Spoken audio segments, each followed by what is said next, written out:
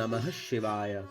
श्री शिव महापुराण रुद्र संहिता पार्वती खंड अध्याय 97 पितरों की 3 मानसी कन्याओं मैना, धन्या और कलावती के पूर्व जन्म का वृतांत तथा सनकादि द्वारा प्राप्त शाप एवं वरदान का वर्णन। नारद जी बोले, हे महाप्राज्ञ, हे विधे, अब आदर पूर्वक मैना की उत्पत्ति का वर्णन कीजिए और शाप के विषय में भी बताइए। इस प्रकार मेरे संदेह को दूर कीजिए। ब्रह्मा जी बोले, हे नारद, हे सूतवर्य, हे महाबुद्ध, आप इन मुनिगणों के साथ विवेक पूर्वक मैना की उत्पत्ति के वृतांत को अत्यंत प्रेम पूर्वक सुनिए। मैं कह रहा हूँ, हे मुने, मैंने अपने दक्ष नामक जिन पुत्र की चर्चा पहले की थी, उनके यहाँ सृष्टि की कारणभूता 60 कन्याएं उत्पन्न हुई। उन्होंने उन कन्याओं का विवाह ज्येष्ठ कश्यप आदि के साथ किया।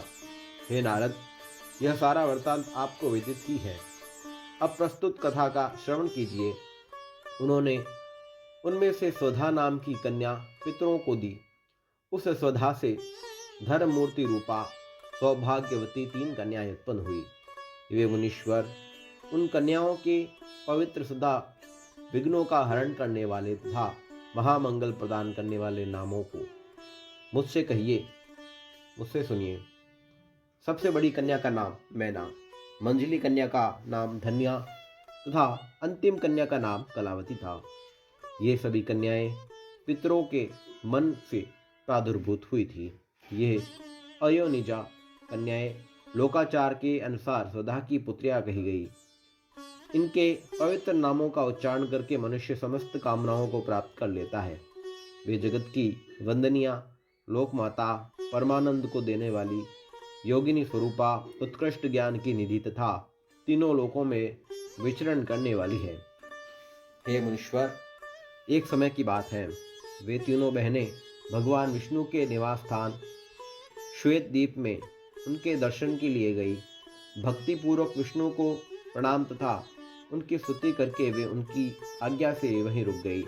वहाँ उस समय बहुत बड़ा समाज एकत्रित हुआ था। हे मुने, उसी अवसर पर मुझ ब्रह्मा के पुत्र सनकादिगण सिद्धगण वहाँ भी आए और श्री हरि को प्रणाम कर वही उनकी आज्ञा से बैठ गए। तब सभी लोग सनकादि मुनियों को देखकर वहाँ बैठे हुए लोक वंदित देवता आदि को प्रणाम करके शीघ्र ही उठ खड़े हुए। किंतु हे मुने, वे तीनों बहनें परात्पर शंकर की माया से मोहित होने के कारण प्रारब्ध के विवश होकर नहीं उठी। शिव जी की माया अत्यंत प्रबल है, जो सब लोगों को मोहित करने वाली है। समस्त संसार उसी के अधीन है। वह शिव की इच्छा कही जाती है, उसी के प्रारब्ध भी कहा जाता है। उसके अनेक नाम हैं। वह शिव की इच्छा से ही प्रवृत्त होती हुई, उनमें संदेह नहीं है। उसी शिव माया के अधीन होकर उस कन्याओं ने सनक आदि को प्रणाम नहीं किया। वे केवल उन्हें देखकर विस्मित हो बैठी रह गई। ज्ञानी होते हुए भी सनकादि मुनीश्वरों ने उनके इस प्रकार के व्यवहार को देखकर अत्यंत सहसा क्रोध किया। तब शिवजी की इच्छा से मोहित हुए योगेश्वर सनत कुमार क्रोधित होकर दंडित करने वाले शाप देते हुए उनसे कहने लगे। सनत कुमार बोले, तुम तीनों बहनें पितरों की कन्या हो, तथापि मूर्ख, सद्ज्ञान से रहित और वेद तत्व से ज्ञान से शून्य हो। अभिमान में भरी हुई तुम लोगों ने न तो हमारा अभ्युत्थान किया और न ही अभिवादन किया। तुम लोग नरक भाव से मोहित हो गई हो। अतः इस स्वर्ग से दूर चली जाओ और अज्ञान से मोहित होने के कारण तुम तीनों ही मनुष्यों की स्त्रियां बनो। इस प्रकार तुम लोग अपने कर्म के प्रभाव से इस प्रकार फल प्राप्त करो। ब्रह्मा जी बोले, यह बात सुनकर वे साध्वी कन्या आश्चर्यचकित हो गई और उनके चरणों में गिरकर विनम्रता से सिर झुकाकर कहने लगी। प्रीत कन्याएं बोली, हे मुनीश्वर, हे दया सागर, अब हम लोगों में पर प्रसन्न होइए। हम लोगों ने मूढ़ होने के कारण आपको श्रद्धा से प्रणाम नहीं किया। हे विप्र, अतः हम लोगों ने उसका फल पाया। हे महामुने, इसमें आपका दोष नहीं है। आप हम लोगों पर दया कीजिए, जिसमें हम लोगों को पुनः स्वर्गलोक की प्राप्ति हो। ब्रह्मा जी बोले, हे तात।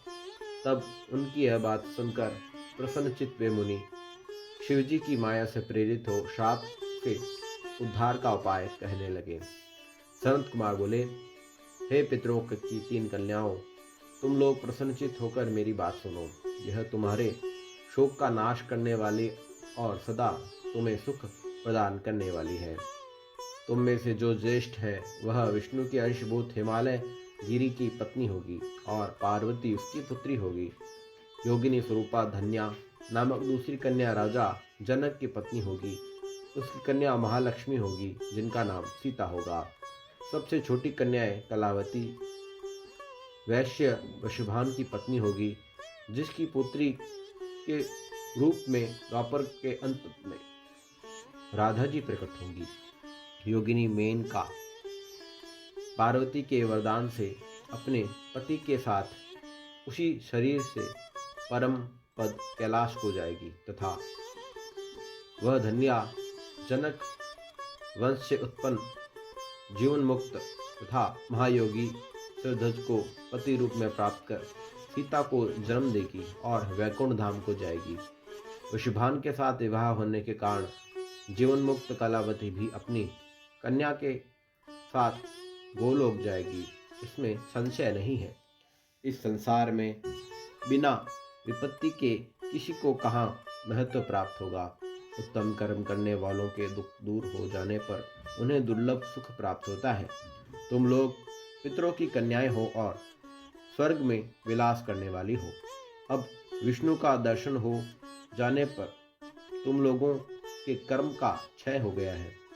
यह कहकर क्रोध रहित हुए मुनीश्वरों ने ज्ञान भोग तथा मोक्ष प्रदान करने वाले शिवजी का स्मरण करके पुनः कहा, हे प्रीत कन्याओं, तुम लोग प्रीतिपूर्वक मेरी दूसरी बात को भी सुनो, जो अत्यंत सुखदायक है। शिवजी में भक्ति रखने वाली तुम लोग सदा धन्य, धान्य और बार बार पूजनीय हो। मैना की कन्या जगदम्बिका पार्वती देवी परम कठोर तप कर शिवजी की पत्नी होगी। धन्या की पुत्री कही गई सीता भगवान राम की पत्नी होगी, जो लौकिक आचरण का आश्रय लेकर उनके साथ विहार करेंगी। और साक्षात गोलोक वासिनी कलावती पुत्री राधा अपने गुप्त स्नेह से बंधी हुई श्री कृष्ण की पत्नी होगी।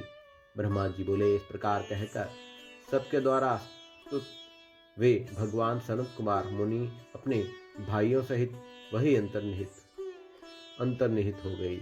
हे तात, पितरों की मानसी कन्याएं वे तीनों बहनें पाप रहित हो सुख पाकर तुरंत अपने धाम को चली गई। ओम नमः शिवाय। श्री शिव महापुराण रुद्र संहिता पार्वती खंड अध्याय 57 संपूर्ण हुआ।